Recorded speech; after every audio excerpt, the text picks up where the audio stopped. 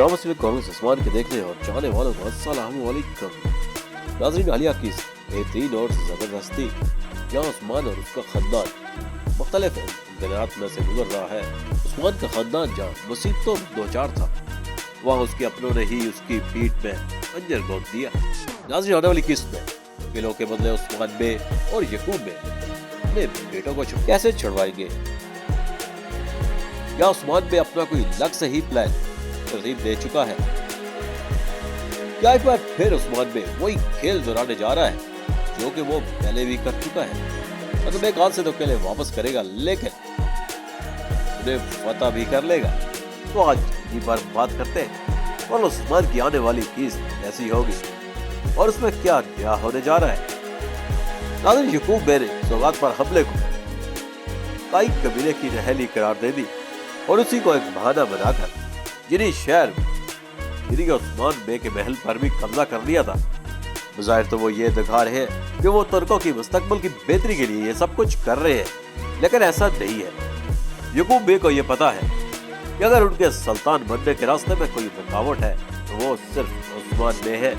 जबकि उस्मान के महल में बुलाए गए दीवान में भी दीगर सरदार भी उनके फैसले से नाखुश दिखाई दे रहे थे और जब उस्मान बे वापस आते हैं तो वो भी यकूब बे को अपने किले पर देखकर काफी नाखुश दिखाई देते हैं।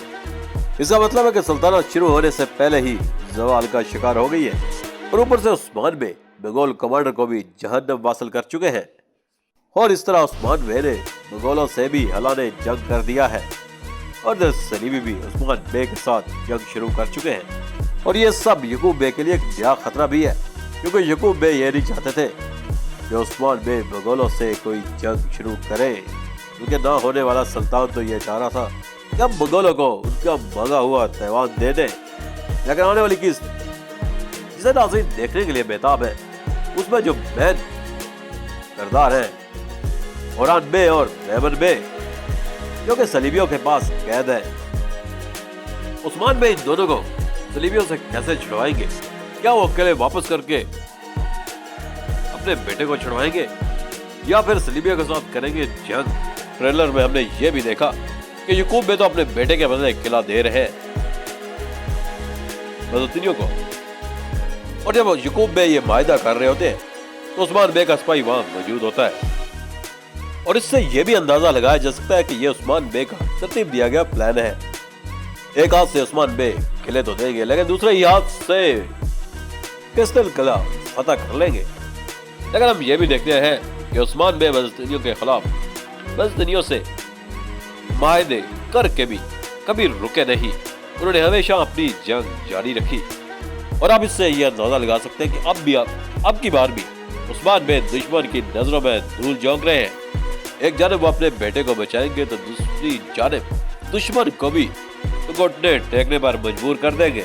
और यहाँ उस्ताद घेरा भी चौंक जाएगा, उसे ये अंदाजा ही नहीं था कि उस्मान बे क्या कर सकता है। इसने जो जाल उस्मान बे और यकूब बे के बेटों के लिए तैयार किया था उसमें यह खुद ही फंसने जा रहा है और इस तरह दोनों शहजादे भी रिहा हो जाएंगे और इस तरह उस्ताद घेरा को मुंह की खानी पड़ेगी और बस्तीनी अपने किले से भी हाथ धो बैठेंगे। दूसरी जानिब मुलोफेरा को बस्तीनियों का जासूस समझकर गिरफ्तार कर लेते हैं कई कबीले वाले, या फिर ये भी कोई उस्मान बे के प्लान का हिस्सा है कि उस्मान बे उसे बुरा बनाकर दुश्मन तक पहुंचना चाहते हैं कि दुश्मन को यह एहसास ही न हो कि उस्मान बे का शक उन पर गया है और इसीलिए उन्होंने ओलोफेरा को इस्तेमाल किया। उस्मान बे के प्लान के बारे में तो आने वाली किस्त में ही पता चलेगा कि उस्मान बे ने क्या सोच रखा है।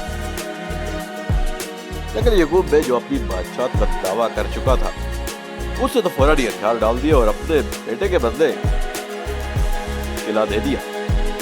ओलोफेरा को अपने ही लोगों ने फंसाया या फिर वो उस्मान बे के किसी प्लान का हिस्सा है? आपकी इस बारे में क्या राय है हमें कमेंट्स में जरूर बताइएगा। अगर आपको हमारी ये वीडियो पसंद आई तो हमारे चैनल को सब्सक्राइब, वीडियो को लाइक जरूर करना।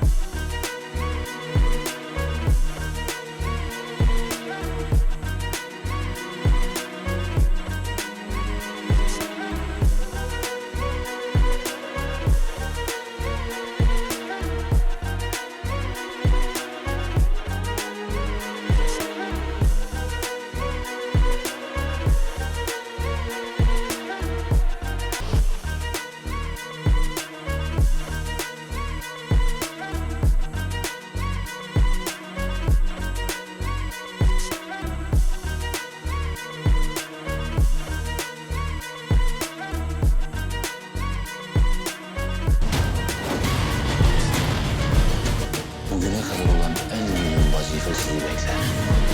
Orhan'ı öldüreceksin. Bize aslında asla güven olmaz. Keşke benim yeğenim olsaydı. Evladım ben. गोलश Usman के देखने और जाने वालों को अस्सलाम वालेकुम। हालिया केस में सोना तो वापस महल पहुंच चुका है और सोने के गिराए जाने के जुर्म में महेंद्र बेग की सुलह मौत भी एक चाल थी और उस्मान बेग का यकूब बेग की बैत करना भी एक प्लान का हिस्सा है और इस तरह मंगोलों को सोना देना भी उस्मान बेग की एक चाल है। आगे जाने वाली किस्त में हम देखेंगे कि उस्मान बेग मंगोल कमांडर को सोना देने पहुंच जाते हैं।